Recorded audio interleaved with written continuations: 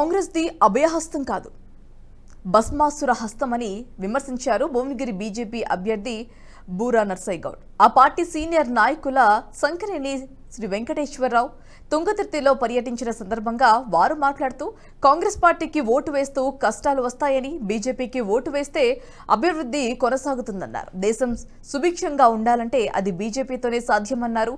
నరేంద్ర మోదీ మూడోసారి ప్రధాని కావడం ఖాయమని ధీమా వ్యక్తం చేశారు.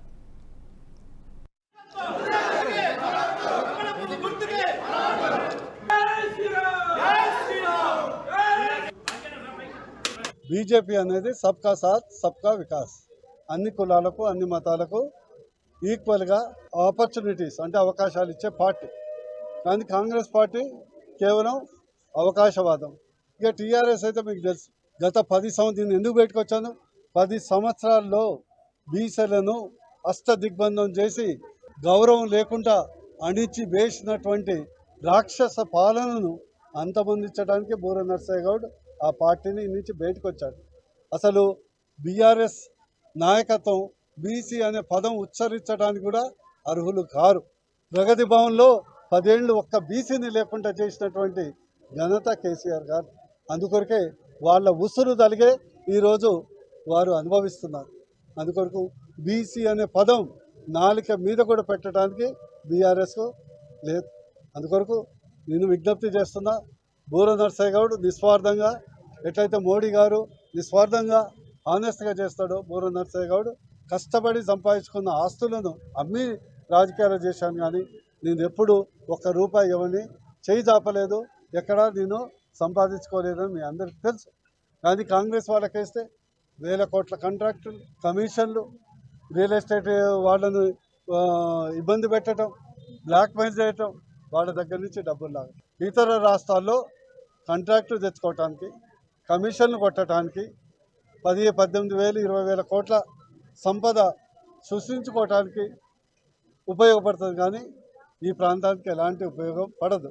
అందుకొరకు డబ్బు సంచులతో వచ్చే ప్రలోభ పెట్టే నాయకులకు లొంగకుండా మోడీ గారికి, ఇటు బూరా నర్సయ్య గౌడ్ గారికి కమలం గుర్తుకు ఓటేయాలని విజ్ఞప్తి చేస్తూ 100% భువనగిరి పార్లమెంటు బీజేపీ కాషాయ జెండా ఎగరబోతుంది. అక్కడ మోడీ గారు 400 సీట్లు ఎంపీ సీట్లు గెలవబోతున్నారు. ఇక్కడ మా ప్రతి పోలింగ్ బూత్లో కనీసం 400 ఓట్లు మేము తెచ్చుకోబోతున్నాం. బీజేపీ పార్లమెంట్ ఎన్నికల్లో భువనగిరి పార్లమెంటు అభ్యర్థిగా భారతీయ జనతా పార్టీ అభ్యర్థి బూరా నర్సయ్య గౌడ్ గారు ఇప్పటికే కేంద్ర పార్టీ ప్రకటించడం జరిగింది. ఎన్నికల ప్రచార కార్యక్రమం కూడా మొదలు పెట్టడం జరిగింది.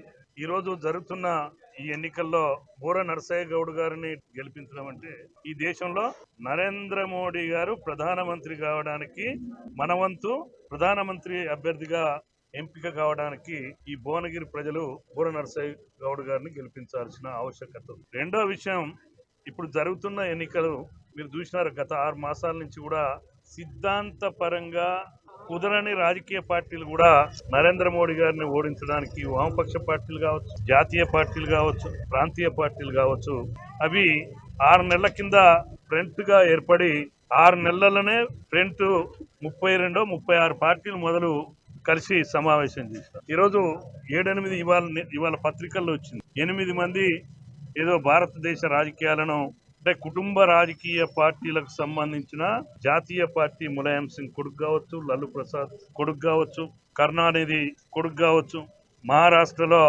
థాక్రే కానీ, అంటే ఈ దేశంలో కుటుంబ పాలన, అవినీతి పాలన అంతమొందించడానికే నరేంద్ర మోడీ గారిని గెలిపించమని అడుగుతారు. పార్లమెంట్ ఎన్నిక ఈ వీడియో మీకు నచ్చినట్టయితే లైక్ చేయండి, 10 మందికి షేర్ చేయండి. అలాగే కామెంట్ల రూపంలో మీ అభిప్రాయాలను మాతో పంచుకోండి. Nationalist hub group of channels ను సబ్స్క్రైబ్ చేసుకుని తెలుగునాట జాతీయవాద జర్నలిజాన్ని ప్రోత్సహించండి. ఈ వీడియో కింద ఉన్న బెల్ ఐకాన్ పై క్లిక్ చేయడం మర్చిపోవద్దు.